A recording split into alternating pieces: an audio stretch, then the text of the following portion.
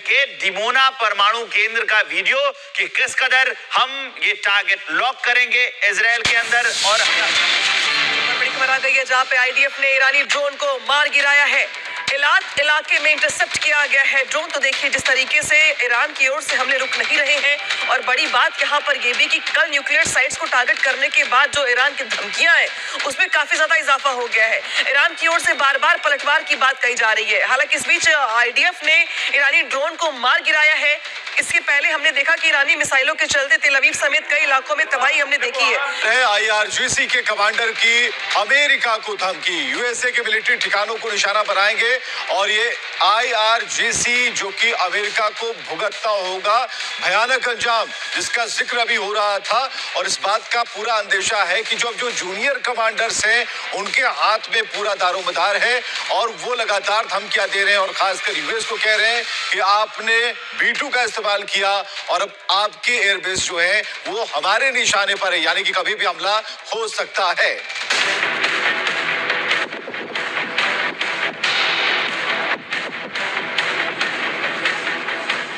Israel युद्ध में America खुलकर एंट्री कर चुका है। ईरान गुस्से से तमतमाकर लाल है। ट्रंप का साथ मिलते ही इजराइल भी पहले से ज्यादा आक्रामक है, जिसकी तस्वीरें एक दूसरे पर भीषण अटैक के रूप में सामने आ रही हैं। भीषण जंग के बीच ईरान की मांग और पाकिस्तान, चीन, रूस के संयुक्त राष्ट्र सुरक्षा परिषद यानी कि यूएनएससी की आपात बैठक बुलाई, जहां सभी देशों ने ईरान पर अमेरिकी हमले को लेकर अपना रुख साफ किया। यूएन की बैठक में इजरायली दूत गदगद नजर आए और कहा कि दुनिया को ईरान के परमाणु साइट्स पर हमले के लिए अमेरिका को धन्यवाद देना चाहिए। ईरान के परमाणु केंद्रों पर हमला करने के बाद अपना पक्ष अमेरिका ने भी रखा और कहा ईरान के परमाणु संवर्धन को रोकने के लिए निशाना बनाया। वो समय आ गया जब संयुक्त राज्य अमेरिका अपने सहयोगी की रक्षा के लिए और अपने नागरिकों और हितों की रक्षा के लिए निर्णायक कार्रवाई करे। दुनिया को ईरान के परमाणु कार्यक्रम के खतरे को दूर करने के लिए अमेरिका को धन्यवाद देना चाहिए। U.S. military strikes targeted nuclear facilities in Fordo, Natanz, and Isfahan, with the aim of dismantling Iran's nuclear enrichment capacity and stopping the nuclear threat. The time finally came for the United States, in the defense of its ally and in the defense of our own citizens and interest, to act decisively.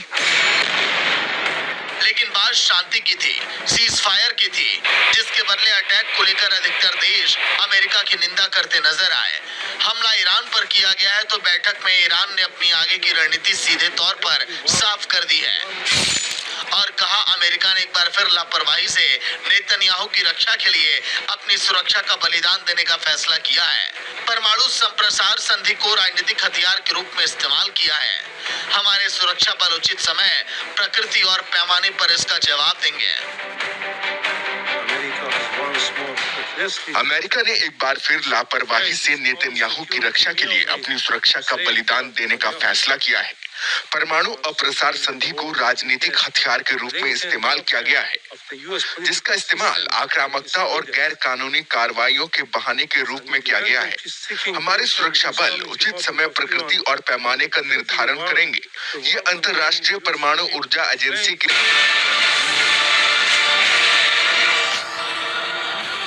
Hormuz straight है। 170 kilometre के इस रास्ते में तकरीबन 30 kilometre का ये track है जिसको हार्मुज स्ट्रेट कहा जाता है। और यहाँ पर अगर ईरान रोकता है इस हार्मुज स्ट्रेट को तो पूरी दुनिया की जो रोजाना की वैश्विक खपत होती है तेल की, उसका 20 से 30% जो सप्लाई का हिस्सा है वो यहाँ पर प्रभावित हो सकता है। लेकिन बड़ा सवाल प्रोफेसर रे ये है कि क्या ईरान वाकई रोक सकता है हार्मुज स्ट्रेट को, और अगर वो रोकता है तो फिर यूएस का क्या एक्शन होगा ईरान के खिलाफ?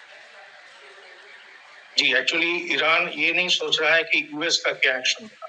ईरान दूसरे देशों को मजबूर करना चाहता है कि वो अमेरिका और इजराइल को प्रेशराइज करे कि इस वार को वो खत्म करें, और यही है इनका मकसद कि इतना मजबूर कर दे दूसरे देशों को कि वो अमेरिका और इजराइल को जिसको कहता है लाइन पे लाना, वो लाइन पे लाए। लेकिन और प्रोफेसर ये जो प्रोफेसर इजराइल के खिलाफ- लीगली तो ईरान के पास कोई राइट नहीं है ना हॉर्मुज स्ट्रेट को बंद करने का।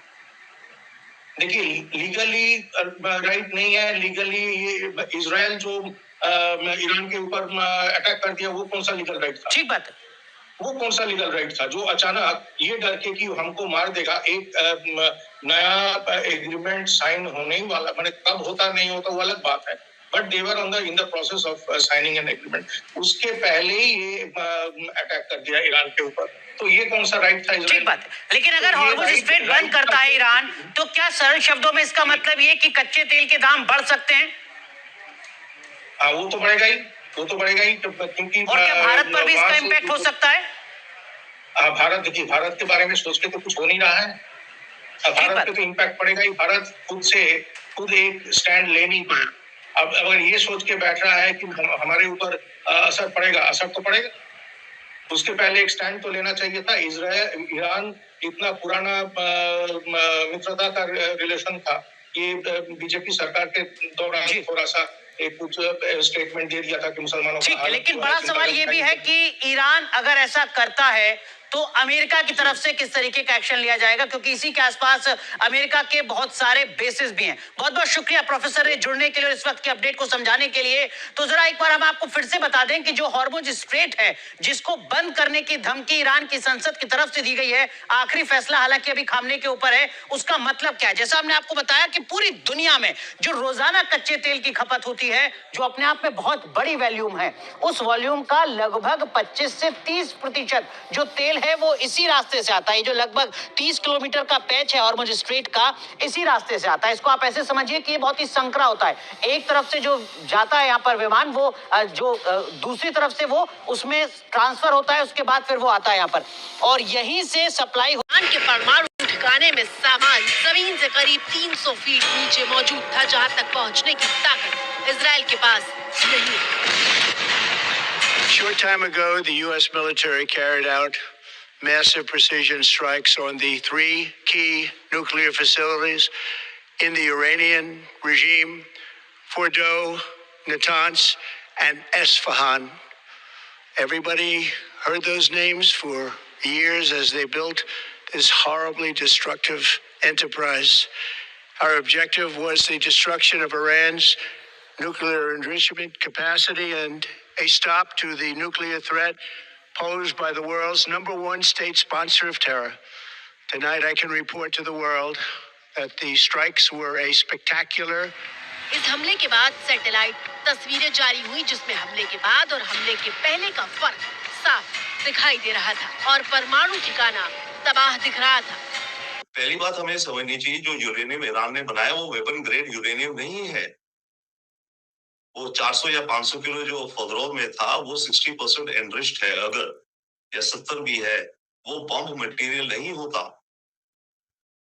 तो उसको हाँ इन्होंने निकाल लिया है, अगर शायद, पर उसका इस्तेमाल आगे आप बम बना ही नहीं सकते, क्योंकि इनकी लेबोरेटरी सारी बर्बाद कर दी गई है, सारे सेंट्रीफ्यूज उड़ा दिए गए हैं, 10 गए हैं जो हमें पता चल रहा है अभी तक, फॉदरोव में, नतांस में, इस्फहान में। हमले के बाद इजराइल की राजधानी तेल अवीव में ऐसे पोस्टर लहरा रहे थे जिसमें लिखा था थैंक यू ट्रम्प। ऐसा लग रहा था मानो पूरा इजराइल ईरान के खिलाफ कामयाबी का जश्न मना रहा है। नेतन्याहू ने भी ट्रम्प की तारीफ में जी भरकर कसीदे पढ़े और ये बताना नहीं भूले कि अमेरिका और Israel. Did I know? Yes, I knew in advance. That's natural. Just as he knew in advance when we would act, we knew in advance when he would act. यहाँ तक तो सब ठीक था, लेकिन इसके बाद कहानी में ट्विस्ट आ गया, और ट्विस्ट ये है कि ईरान ने दावा किया है कि अमेरिका के हमले से कुछ वक्त पहले ही फोर्डो न्यूक्लियर साइट से संवर्धित यूरेनियम को हटा लिया गया था। संवर्धित यूरेनियम यानी जो परमाणु हथियार बनाने की 90% जरूरत को पूरा करता है। तो क्या ईरान अमेरिका को चकमा देने में कामयाब रहा? जिस परमाणु ठिकाने पर अमेरिका ने 13,000 किलो के बम गिराए, क्या वहां कुछ था ही नहीं? हालांकि इस हमले के खिलाफ ईरान ने इजराइल के खिलाफ एक्शन तेज कर दिया है और पहली बार अपने जखीरे से वो मिसाइल निकाली है जो आसानी से इजराइल के आयरन डोम को चकमा देने की ताकत रखती है।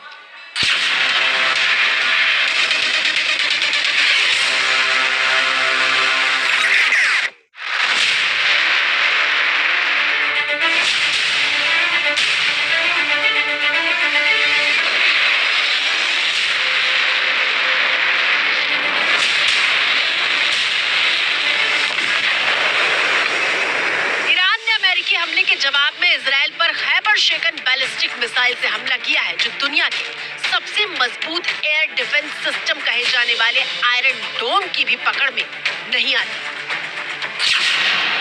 इस मिसाइल की रेंज 1450 किलोमीटर है, जो आसानी से ईरान से इजराइल तक पहुंच सकती है। 1500 किलोग्राम तक के वॉरहेड ले जा सकती है।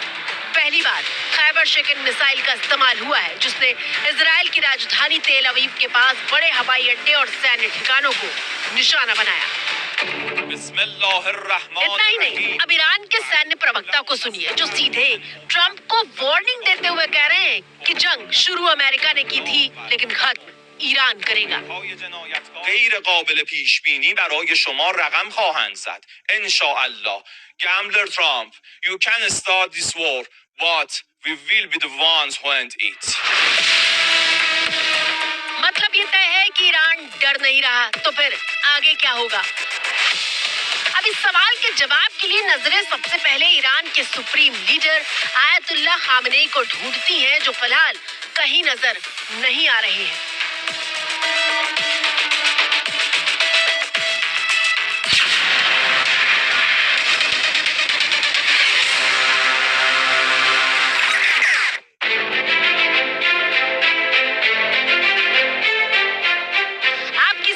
मौजूद ये तस्वीरें ईरान की राजधानी तेहरान से सटे हुए इलाके लाविजान की है.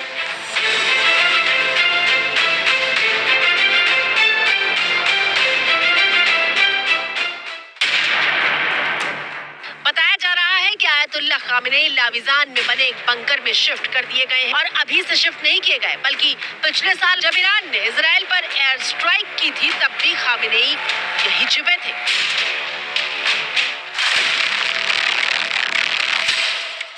हालांकि ट्रंप से लेकर नेतन्याहू तक कई बार कह चुके हैं कि वो जानते हैं कि खामेनेई कहां छिपे हैं, लेकिन अभी उन्हें मारने का वक्त नहीं है. रक्षा एक्सपर्ट के मुताबिक इजराइल और अमेरिका की कार्रवाई का इकलौता मकसद खामेनेई को सत्ता से हटाना है. कमजोरी भी है कि इनको छुपना पड़ रहा है, तैयारी भी है कि बंकर में जा रहे हैं, पर तीसरी बात आप भूल रहे हैं ना, इजराइल ने ईरान के अंदर टोटल पेनिट्रेट कर लिया, जैसे उसने हिजबुल्लाह में करा था. इजराइल ने ईरान के अंदर डबल एजेंट रिक्रूट किए हुए हैं, जो इरानियन स्पाई एजेंसी के स्पाइज हैं, काउंटर स्पाइज हैं, वो इजराइल के लिए काम करते हैं. बाकियों को भी या पैसे से खरीदा है, या रेजीम के अंदर ऑपोजिशन, या जिस भी कारण. तो इजराइल को पास अभी जो दिखता है लोकेशंस हैं, तो जो भी बंकर हो शायद उसकी इंफॉर्मेशन इनको मिल जाएगी, तो बंकर पे मार सकते हैं. ट्रंप ने ईरान से बिना शर्त सरेंडर के लिए कहा था, और खामेनेई ने भी हुंकार भरते हुए ट्रंप को जवाब दिया था. اینی که به ملت ایران بگم بیایید تسلیم بشید، میشناسن تاریخ ایران رو، هر کسی این حرفی رو بر زبان جاری نمیکنن.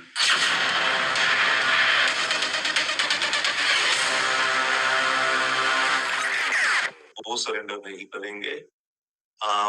अव्वल तो ईरान का नेशनलिज्म, सेकंड उनकी खुद की जो लीडरशिप, जो फिलॉसफी में वो बिलीव करता है, ईरानियन रेवोल्यूशन जो सारा है 40 साल से 89 से ये है आयतुल्लाह, राइट.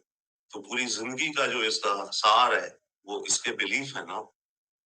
तो सरेंडर अगर करेगा उसका मतलब क्या है? क्या सरेंडर करके बोलेगा कि मुझे अरेस्ट कर लो, या बोलेगा ठीक है ईरान लड़ता नहीं है?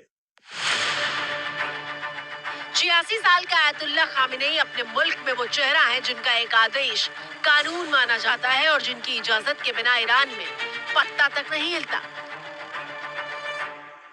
अब सवाल ये है कि क्या खामेनेई की हत्या की जा सकती है?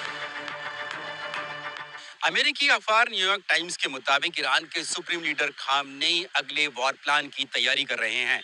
उनकी लोकेशन कोई ट्रेस ना कर पाए, इसके लिए खामनेई टेलीफोन या फिर मैसेजिंग जैसे इलेक्ट्रॉनिक कम्युनिकेशन का इस्तेमाल नहीं कर रहे हैं. खामेनेई की खुफिया लोकेशन तक सिर्फ एक व्यक्ति पहुंचता है, जो बाकी नेताओं और सैन्य अफसरों का संदेश उन तक पहुंचाता है. खामेनेई के बंकर के बाहर और आसपास के इलाके में भी भारी सुरक्षा बल मौजूद है.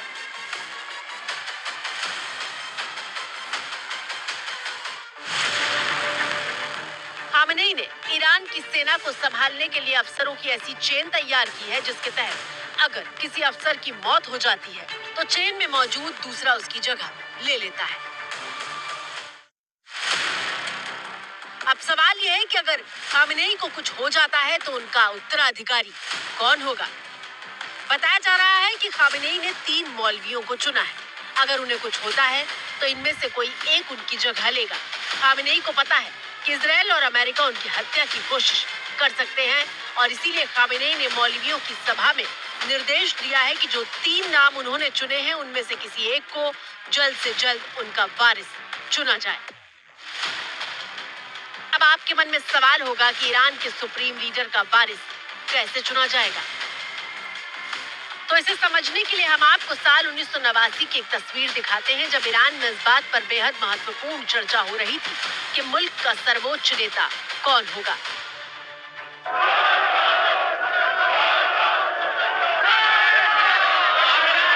दरअसल 1989 में ईरान के सर्वोच्च नेता आयतुल्लाह रुहुल्लाह खुमैनी की मौत हो चुकी थी।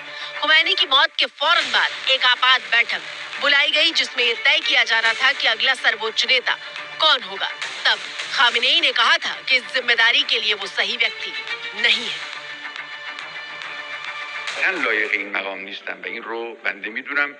मैं इस पद के लिए सही व्यक्ति नहीं हूँ और मेरे अलावा यहाँ मौजूद बाकी लोग भी ये बात जानते हैं। संविधान के हिसाब से मैं योग्य नहीं हूँ और धार्मिक दृष्टि से आप लोगों में से कई होंगे जो मुझे बतौर लीडर स्वीकार नहीं करेंगे। ये किस तरह की लीडरशिप होगी। लेकिन इसके बाद भी सभा में चर्चा हुई और फिर बहस के बाद वोटिंग हुई थी। सिर्फ 1 साल के लिए खामेनेई को ईरान का सर्वोच्च नेता चुना गया था।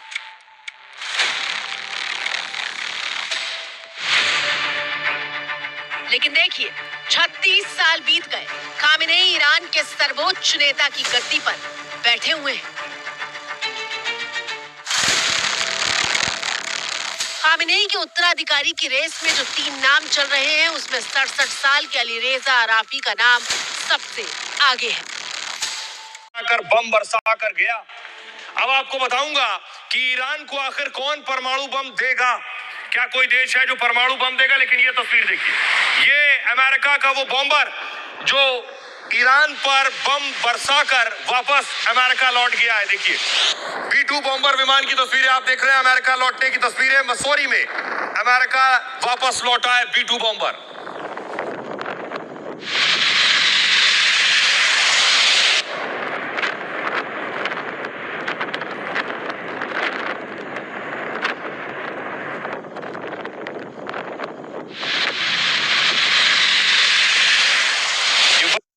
B-2 बॉम्बर है जिसने एक के बाद एक ईरान पर 14 बस्टर बंकर बम गिराए हैं और उसके बाद उसी हवाई अड्डे पर लौट आया है जहां से उड़ान भर के ये 37 घंटे का समय तय करके पहुंचा था ईरान।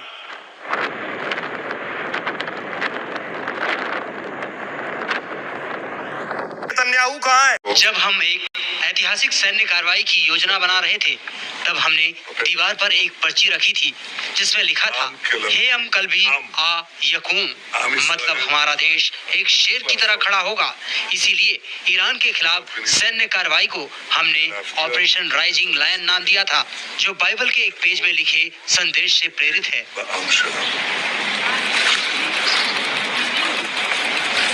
नेतन्याहू ने देखिए वहीं रख दिए वेस्टर्न वॉल पे। यही वेस्टर्न वॉल की तरफ सारे यहूदी खड़े होकर प्रार्थना करते हैं, उनके लिए पवित्र दीवार है। जब ईरान पर हमला कर रहे थे उससे पहले भी नेतन्याहू गए थे इसी वेस्टर्न वॉल पर। ये यहूदियों की पवित्र पश्चिमी दीवार। नेतन्याहू ईरान पर हमले से पहले गए थे। ये पर्ची देख रहे हैं, ये पर्ची उन्होंने तब रखी थी जिसमें लिखा हुआ था कि हम शेर की तरह बढ़ेंगे और खड़े होंगे। उसके बाद ऑपरेशन राइजिंग लायन ईरान के खिलाफ किया गया और ईरान पर इजराइल ने हमला किया था। ये हमले से पहले की तस्वीर आप देख रहे हैं। अब आपको बताऊं कि उसके बाद इजराइल में देखिए अमेरिका का सम्मान हो रहा है, अमेरिकी झंडे का सम्मान हो रहा है। वहां की दीवारें, वहां की ऑफिसेज, दफ्तर, हर जगह इजराइल और अमेरिका का झंडा दिखाकर बनाकर अमेरिका का शुक्रिया अदा किया जा रहा है और अमेरिका का धन्यवाद किया जा रहा है।